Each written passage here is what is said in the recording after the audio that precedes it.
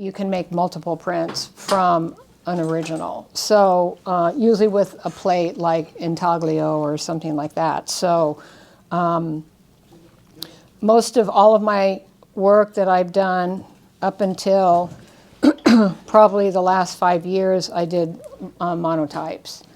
And I love it because it's very immediate, it's very quick, yet you can also be very meditative with it. So there are 3 main things that control how a print comes out. And the first thing is the heat.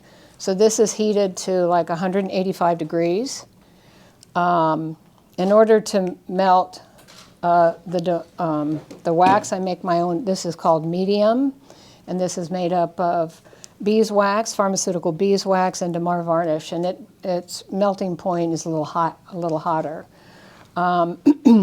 So the first thing is the heat. The second thing is the amount of pigment and the amount of wax that you use that the paper will absorb. And then the third thing is the paper.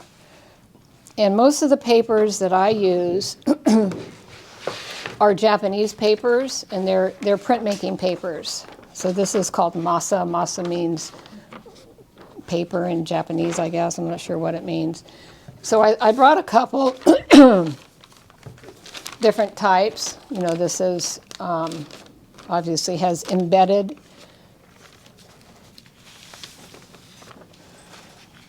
And this is, you know, much brighter white.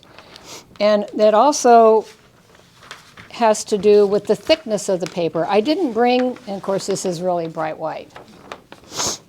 So I'll start with this. I was going to do maybe 2 prints. I could really use some water. I don't know if there's any water around here. And oftentimes I do 3 or 4 different pulls from to make one print. And if you looked at that big piece outside that has all the rocks falling down, so those were made with my great-grandmother's diary that I printed, archival printed, and then I printed on top of it. So each one of those has 4 or 5 pulls. It's a little tricky because the more wax you put on, and once the paper absorbs the wax, it won't take any more color. And of course, you can also determine like what side you want to use of the paper. I like using the side that has a lot more texture to it. So the plate's not 100% clean, What kind but of plate is that? this is an anodized aluminum plate. So you just buy a flat Yeah, together, or? this comes like this. And then it has a hot plate underneath. But I have another one that's a box that's about this big where I make much larger prints. Any questions? Anybody have any questions? When you said like your big piece, that you had several pulls to get to the final mono print? Yes, yeah. And so different pulls added color and texture and Right, yes. printing, layering kind of. Yes, exactly. So this is called kind of just juicing up the plate.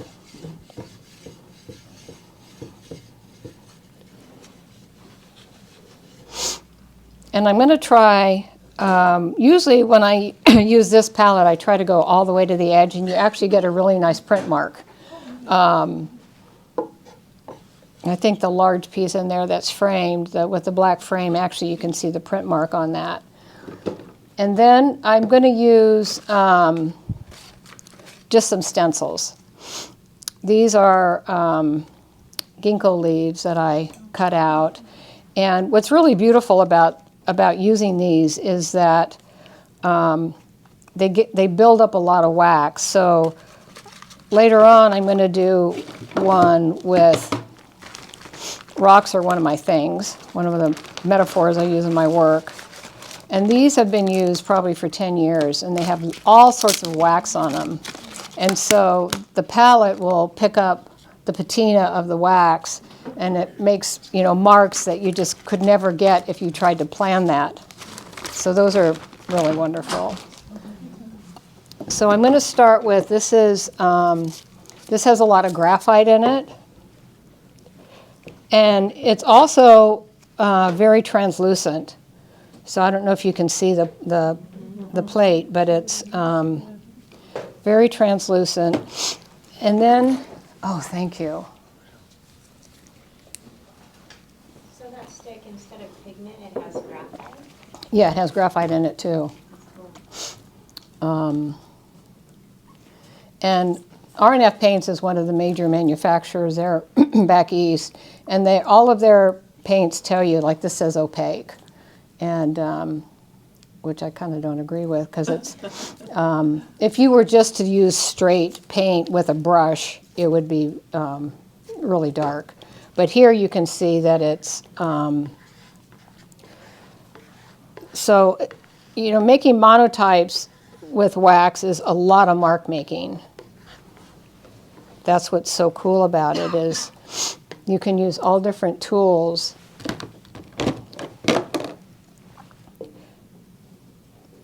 So I'm not really trying to like make like a final piece of art that, you know, it's more like a demo to show you how the colors interact and how the heat works.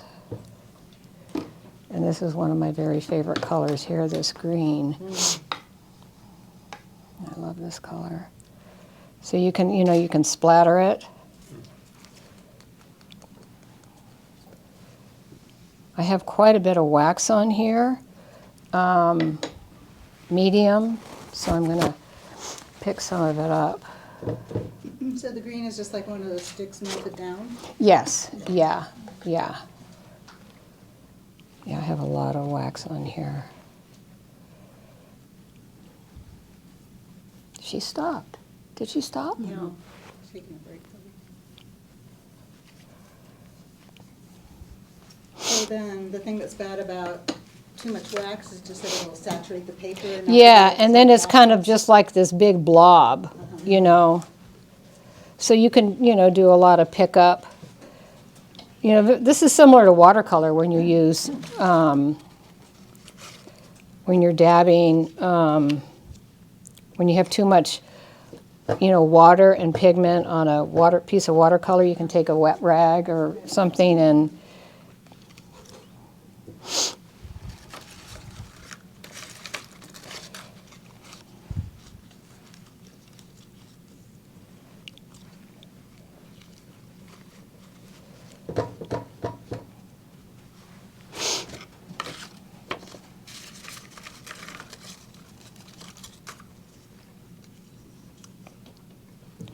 now what I'm going to do is I'm going to paint on top of these. Oh, I want to use my other brush. Oh, here it is.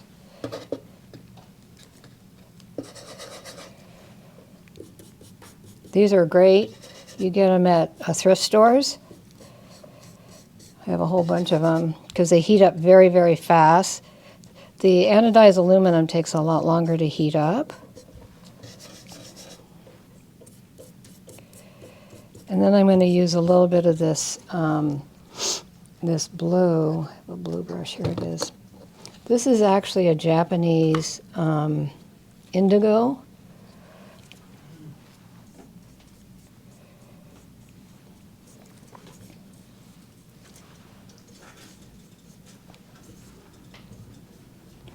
So you can see I'm trying to avoid touching the plate because it's hot. And so you really do need gloves to do this. Okay, I want to do something with this pink here because it's too kind of... And those leaves are the ones that you like soak in the stuff and then they just are covered with wax from No, these are paper actually. Oh, okay. Yeah.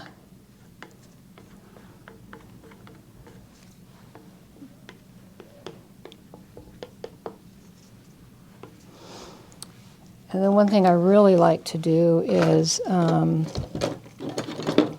have this is just graphite, and it makes amazing marks when you pull the print. I've used regular graphite you know, the powdered graphite, and it just kind of goes bloppy. It's kind of too fine, whereas this is a little bit more chunky, and so you get a better result from it. And then I'm going to use this. This is just another encaustic to give it a little bit of definition here. And when you pull the print, you use newsprint. And these are called barons. They're used in Japanese printmaking. They're bamboo barons. You just cover them with aluminum foil.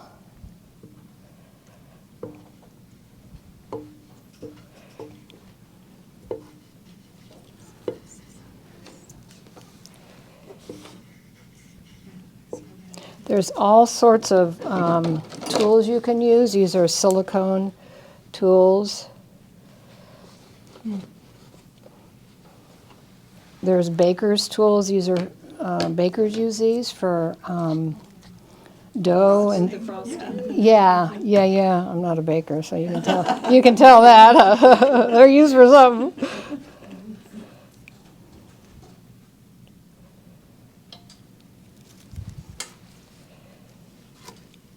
There's that black and pink again, Christina. I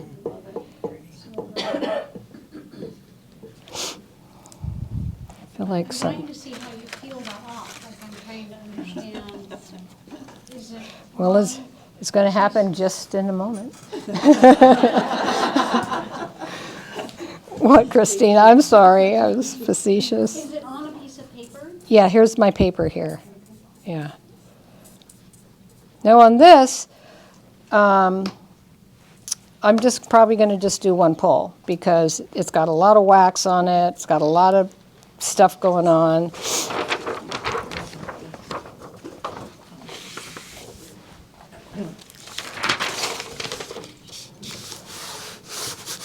And if you push, I can see the templates that I've used come up.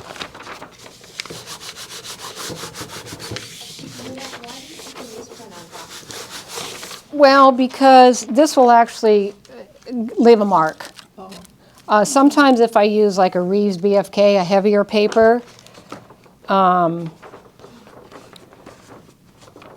yeah, I think I'll just take this off. There's your print. Nice. So did you say the wax has pigment, wax, and varnish, did you say? Damar varnish, Damar resin.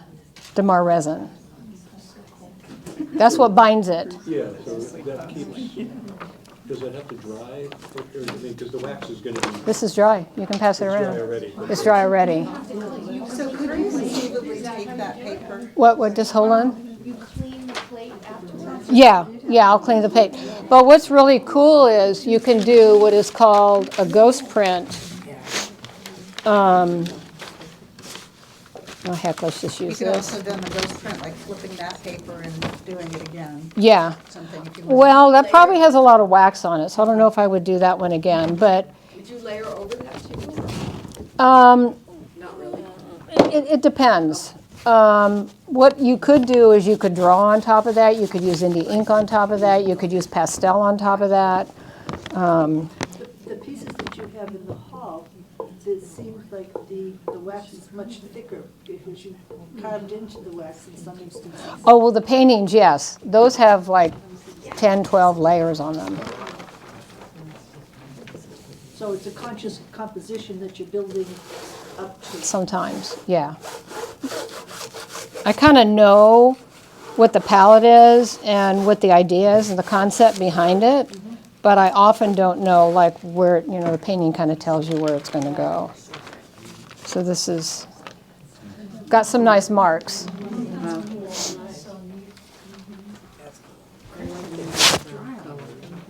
Yeah. So then you just take these puppies off. And that's why they build up the waxy texture. Yes. Now, how do your gloves not melt? Yeah. Yeah. I don't know. Are they silicone, or Okay. are they latex? Latex? Yeah. Oh, I'm shocked. But it's 180 degrees? Yeah, it's, where's You must my, feel it. yeah, I feel it. Yeah. 185, 168. It got a little cooler because I heard the air go on. This is 182. Yeah. So the beauty about cleaning your plate is you just do this. Actually, water does it, but I didn't want to bring a water bottle, and you can just wipe it right off. Wow.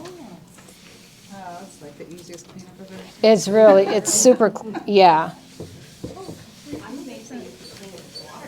You can clean it with water. Because there's no oil in this. You know, it's just wax. See, this is dirty, so. So the next one I'm going to do is, I don't know what time it is. Okay, we have a few more minutes. Is just something kind of really abstract. Like that I used, you know, these, okay, they're floral. And now, is that hot plate designed for this? Yeah, for this? yeah, yeah. And if you get the plate too hot, everything just goes. And if it's too cool, then the wax kind of just sits there. It doesn't really blend with the other colors. As you can see from that piece, it's kind of going around. How many years have you been doing this? 13, about 15. I've been doing encaustic about maybe 20, but the mono prints I took up after I used a lot of wax and I didn't know what I was doing. So you represent an artist that uses crayons, and his work is phenomenal. What's his name? Bruce Munter. Bruce Munter. Yes, yeah. So you can use crayon. I mean, that's what original artists did. Crayola crayon, is that a Yeah. different kind of wax? It's just a beeswax. Just Yeah, I think it's more brittle. I think that is, but his paintings use little tiny dribs and drabs, you know, so. Okay, so here we go. I was going to use, this is a beautiful color. It's iridescent copper.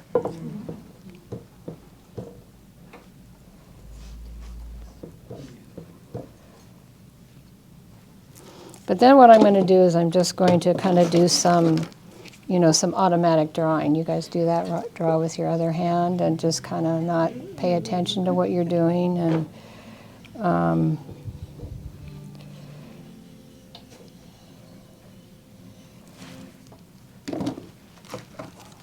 And we have to use my famous rocks. What did I do with them?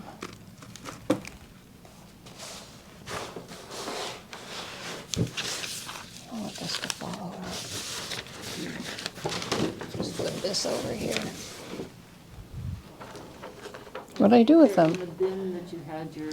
They're in a plastic thing. What did I do with them? This is how it is all the time in the studio. Right? Where's that tool? Where's that thing? Who came in here and moved it? Richard there, he did it. So as I sit these down though, they'll heat up. And so I'll end up getting, that one's too stuck together. Pardon? Yes, these are paper. And I have all these little, here's my little meditation bell. Put that there. So I actually made these from real rocks. I took rocks and I drew a string and then I cut them out. So they're actually just not made up random shapes. Then I have all these other little bells. I generally don't use, do more drawing, but that takes quite a long time. And so these I cut out from a laser cutter that I have. I have lots of fun tools from my old days.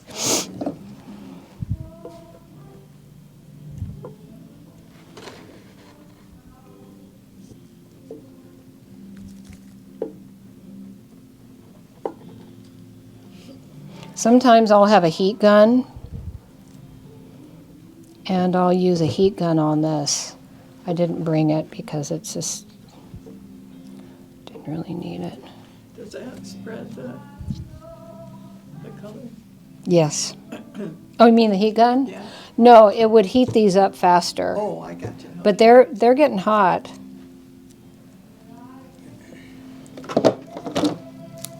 And this thing's not hot yet, so I'm just going to draw right on top of this. When's your next class, Nona? February. Because January, everybody's so tired from Christmas and holidays, and I have room for about 8 people. Where do you teach? In my garage Where is that? Is that in Carlsbad, because you need a lot of ventilation. Actually, we should probably open that door. If anybody feels, the wax is, because I'm not using a lot of Damar varnish and beeswax mixed together, it's kind of very minimal. It's not good to breathe it in for long periods.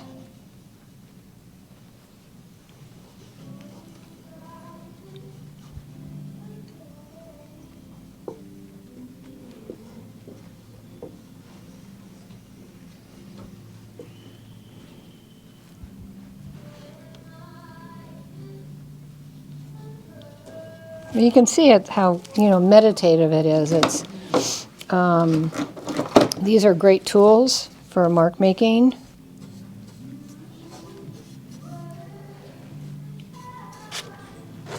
That's what my class will teach is mark making.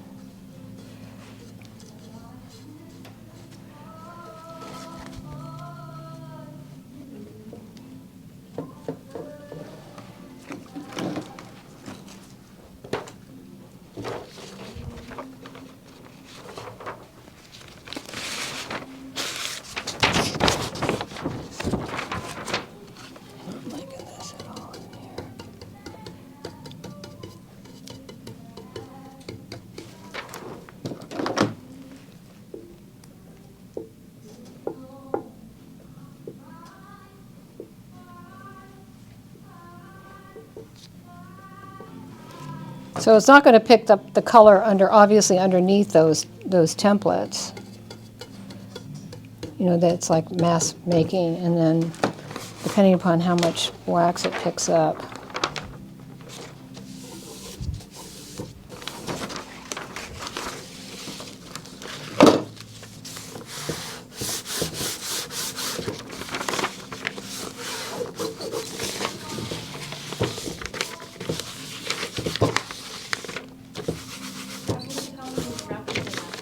Huh? How that you've rubbed it in. Just feel. You can kind of see. So now what I'm going to do is I'm going to leave this here, and I'm just going to pick these up.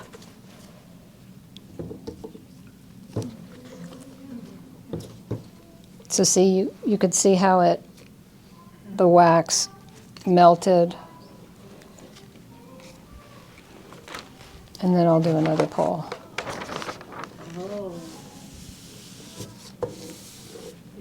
Now here I can just do this because it's hot, but it's kind of formless, but also the back is kind of nice.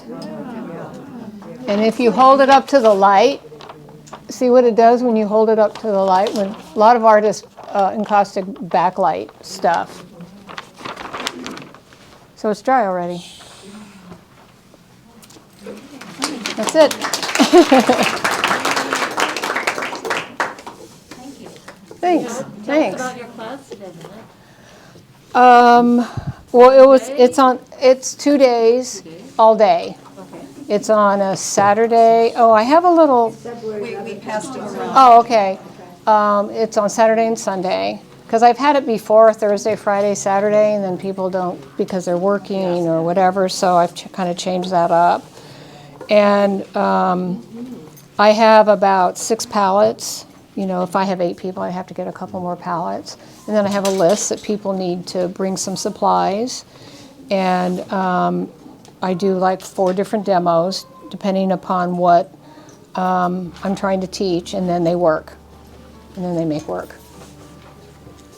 So, and I supply all the paper, but they need to bring some other supplies.